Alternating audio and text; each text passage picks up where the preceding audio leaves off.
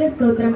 ஆண்டவராக இயேசு கிறிஸ்து இந்த உலகத்திற்கு வந்தபோது அநேக காரியங்களை உபதேசங்களாக சொல்லி சென்றார். அவர் திரளான ஜனங்களை கண்டு மலையின் மேல் ஏறினார். அப்பொழுது அவர்களுக்கு உபதேசித்து சொன்னது என்னவென்றால், ஆவியில் எளிமையுள்ளவர்கள் பாக்கியவான்கள், பரலோக ராஜ்யம் அவர்களுடையது. துயரப்படுகிறவர்கள் பாக்கியவான்கள், அவர்கள் ஆறுதல் அடைவார்கள். சாந்த குணமுள்ளவர்கள் பாக்கியவான்கள், அவர்கள் பூமியை சுதந்தரித்துக் கொள்வார்கள். நீதியின் மேல் பசிதாகம் உள்ளவர்கள் பாக்கியவான்கள், அவர்கள் திருப்தி அடைவார்கள்.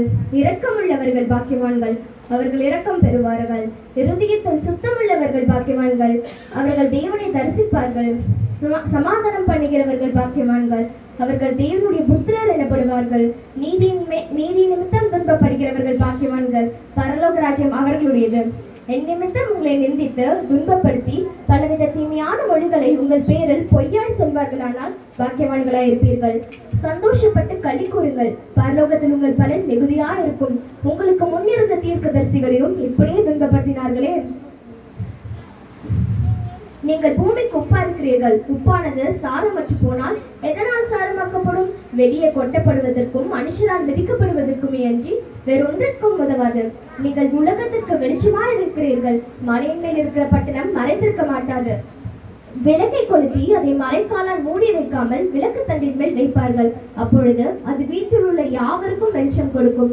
இவ்விதமாய் மனுஷர் உங்கள் நற்கரைகளை கண்டு பரலோகத்தில் இருக்கிற உங்கள் பிதாவை மகிமைப்படுத்தும்படி உங்கள் வெளிச்சம் அவர்களுக்கு முன்பாக பிரகாசிக்க கடவுது என்றார். மார்க்கு 9ஆம் அதிகாரம் 50ஆம் வசனத்தில், உப்பு நல்லதுதான், உப்பு சாரமற்று போனால் அதற்கு எதனால் சாரம் உண்டாக்குவீர்கள்? உங்களுக்குள்ளே உப்புடையவர்களாய் இருங்கள் என்று எழுதியிருக்கிறது. உப்பை குறித்து ஒரு சில காரியங்களை உங்கள் முன் வைக்கிறேன். 1ஆம் நூற்றாண்டில் இயேசு கிறிஸ்து வாழ்ந்த இஸ்ரவேல் தேசத்தில் உப்பு 2 முக்கியமான காரியங்களுக்காக பயன்படுத்தப்பட்டிருக்கிறது.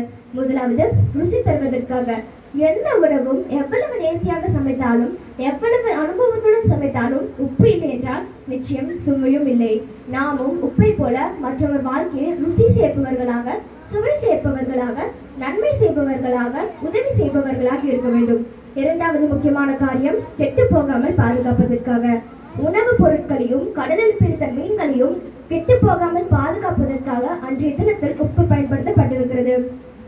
இவ்வுலகத்தில் உள்ள பொய், பொறாமை, இச்சை, வெறுப்பு, சுயநலம் போன்ற பாவங்களிலிருந்து நம்மை சுற்றி உள்ளவர்களை நாம் கெட்டு போகாமல் பாதுகாக்க வேண்டும். 3வது, உப்பு குணப்படுத்தக்கூடியது. நாமும் மற்றவர்களுக்கு காயம் கட்டுகிறவர்களாக, குணப்படுத்தக்கூடியவர்களாக இருக்க வேண்டும். 4வது, உப்பு சுத்தப்படுத்தக்கூடிய தன்மையுடையது. வேதத்தில் கூட எரிகோவின் தண்ணீர் கெட்டு போனதாக இருந்தபோது எலிசா தீர்க்கதரிசி உப்பை கொண்டு வர சொல்லி அதை நீரூற்றிலே போட்டார். அப்பொழுது அந்த தண்ணீர் சுத்தமாயிற்று என்று 2 ராஜாக்களின் புஸ்தகம் 2ஆம் அதிகாரத்தில் பதிவு செய்யப்பட்டிருக்கிறது.